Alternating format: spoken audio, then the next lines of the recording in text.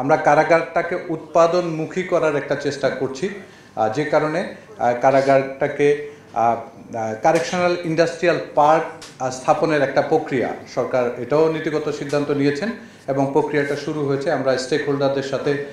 সংশ্লিষ্ট মন্ত্রণালয় এবং দপ্তরের সাথে বসবো খুব শীঘ্রই, বসে এই প্রক্রিয়াটাকেও এগিয়ে নিয়ে যেতে চাই। কারণটা হচ্ছে যে আমাদের প্রায়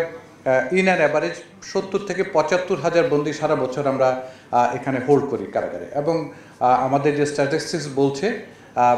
আমাদের প্রায় 50 হাজারের মতো সক্ষম জনবল, উৎপাদনমুখী জনবল কারাগারে আমরা প্রতি বছর সারা বছর ধরে কারাগারগুলোতে অবস্থান করে। এই 50 হাজারের মধ্যে অ্যাটলিস্ট মিনিমাম যদি আমরা 20 থেকে 25 হাজার জনবলকেও যদি উৎপাদনমুখী করতে পারি, তাহলে আমার মনে হয় যে সরকারের যেমন একদিকে যেমন রাজস্ব সাশ্রয় হবে,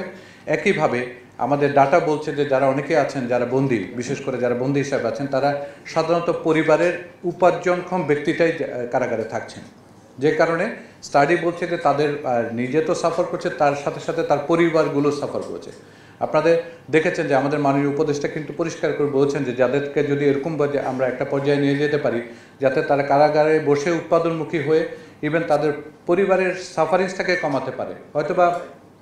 বন্দি থাকার কারণে তাদের চলাচল সীমিত থাকবে, বাট তারা উৎপাদনমুখী হয়ে তাদের নিজস্ব খরচগুলো মেটাতে পারবে, এর পাশাপাশি তারা কারাগারে বসে কিন্তু ফ্যামিলিকে সহায়তা করবে। এরকম একটা কার্যক্রম প্রক্রিয়া আমরা নিয়েছি এবং আশা করি